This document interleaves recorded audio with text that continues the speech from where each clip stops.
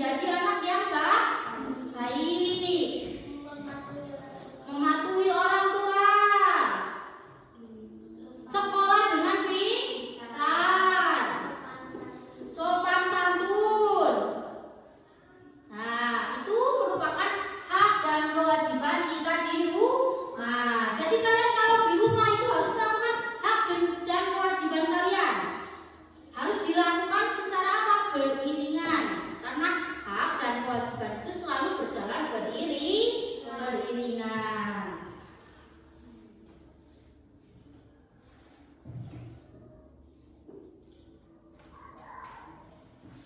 Baik, sekarang kita buka halaman 2 dan 3. Di sini ada bacaan. Apa judulnya? Kasih sayang di rumah. Ya, kasih sayang di rumah. Sekarang kalian dibaca, diperhatikan, kemudian kalian garis bawahilah kalimat saran yang kamu temukan. Lalu bacalah dengan nyanyi. Baik, sudah ketemu kah? Ada yang sudah ketemu? Boleh angkat tangan? Bisa dibaca. Sebagai seorang anak, kamu harus menyayangi orang tuamu. Ya, pada paragraf berapa ini? Pada paragraf 3 ya. Sebagai seorang anak, kamu harus menyayangi orang tuamu. Itu merupakan kalimat saran. Nah, kalimat saran itu kalimat anjuran atau rekomendasi. Kalimat saran, kalimat saran yaitu kalimat anjuran atau rekomendasi.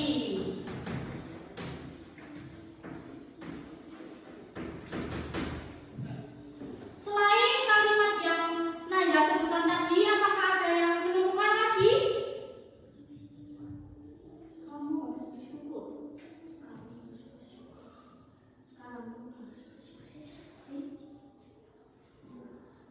Kamu harus Ya. bersyukur karena orang tuamu menyayangimu. Ya, kamu harus bersyukur karena orang tuamu menyayangimu. Itu merupakan kalimat apa? Anjuran untuk kita bersyukur karena orang tua kita menyayangi kita. Baik, bisa dibuka lagi pada halaman 4. Di situ ada sebuah tabel ya. Hak Siti. Kemudian saran yang menunjukkan kewajiban. Contohnya, mendapat kasih sayang dari ayah, ibu. Maka kewajiban kita apa? Ya, sayangilah ayah ibumu. Kemudian kalau yang kedua, mendapat perawatan ayah ibu. Saran yang menunjukkan kewajiban kita apa? Menerima perawatan ayah ibu dengan baik dan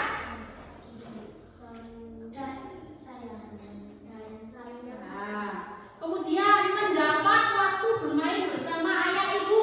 Maka saran yang menunjukkan kewajiban kita apa? Kita harus menghargai waktu ketika bermain dengan ayah dan ayah ibu. Kemudian mendapat perhatian ibu saat belajar. Maka saran menunjukkan kewajiban ada apa? Maka kita harus semangat belajar terus menerus. Karena kita sudah mendapat apa? Perhatian, kasih sayang. Sehingga kita tidak boleh apa? Mengecewakan orang tua kita.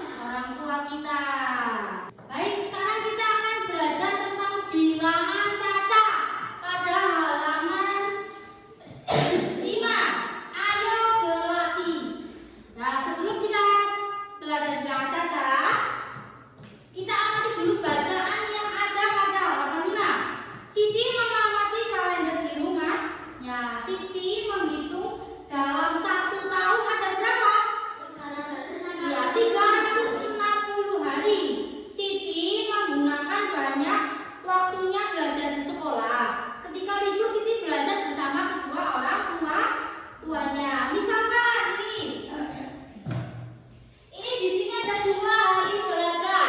Hari belajar di sekolah, hari belajar di rumah. Sekarang jika Siti belajar di rumah, di sekolah 250 hari, maka hari belajar di rumahnya berapa? 115 hari. Ya, 115 hari. Kok bisa dapat 160 hari itu dari mana? Dari 365 hari atau dalam 1 tahun dikurangi dengan 250 hari. Hasilnya berapa? 115 hari. Sudah paham kan anak-anak? Nah, selanjutnya untuk mengisi titik-titik ini, kita juga menggunakan cara yang sama. Kita belum mengetahui berapa bilangan yang kanan dan berapa